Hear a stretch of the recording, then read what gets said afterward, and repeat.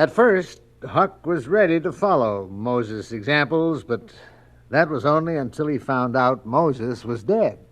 The way I see it, live people got enough trouble with other live people trying to boss them around and all. The last thing we need is to have a lot of dead people we don't even know trying to run our lives, too. Huck made up his mind after he lived with the widow a while to do his best to try to get to heaven just to please her. But once Miss Watson arrived, he began to change his mind. I swear, heaven always seemed like a swell place to go, with everything so calm and peaceful and all. But if people like Miss Watson are so all fired hot to get in, well, then I figure I might as well try to get in someplace else. Well, the widow Douglas sent Huck up to bed after Bible reading, and Huck stayed there for a while, thinking. He was growing less tolerant of Miss Watson all the time. Pap always said to pay attention to the sounds you hear at night. They could give you a sign about what to do, leave or stay where you're at. Sounds like I'll be staying where I'm at for quite some time. Suddenly...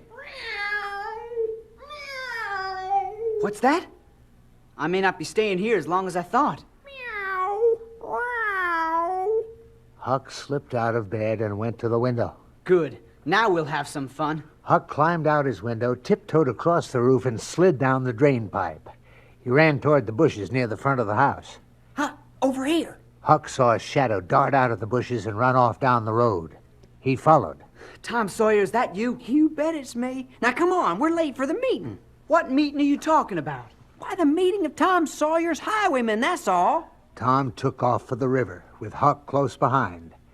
By the time they reached their destination, 3 more boys had joined them. Shh, no noise till we get out of town. Tom led them to a small raft hidden in the tall riverbank grass. They got aboard. Tom pushed off, and they floated slowly downriver. Now what's this all about? I told you, we're gonna have a gang. Tom Sawyer's highwaymen. Now be still till we get to the hideout. I can say no more till we take the oath.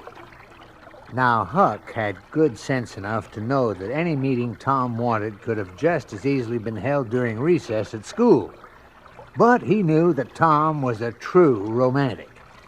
He always had to have adventures, just like they had in all the stories he read, with fair maidens in distress and horrible villains with black capes and scarred faces, and terrible gangs of cutthroats and highwaymen who met only at midnight and swore oaths never to tell anyone their awful secrets. So Huck kept quiet and waited. After about 10 minutes, they reached a small island in the middle of the river. They jumped off the raft and started walking. Soon they reached a cave. Tom pulled some candles out of his pocket, lit them, and passed them out. They all went in. There, no one can overhear us now. How'd you ever find this place? It's a secret pirate cave. Pirates used to come here and hide out from the law. Now it's about time there was a real gang around here, and I say we start one. With me as leader, of course. We'll call it Tom Sawyer's Highwaymen. We'll ravage the countryside and rob anyone who dares to come out at night, and we'll leave terrible clues to our crimes all over town. Sounds good to me, Tom.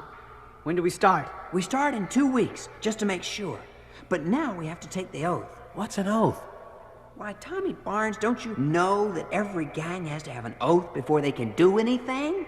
Since this is our first gang, we'll keep the oath simple. Now raise your right hand and repeat after me. I swear never to tell anyone the terrible secrets of Tom Sawyer's highwaymen, and if I do, then all my family will have to be massacred to make up for it.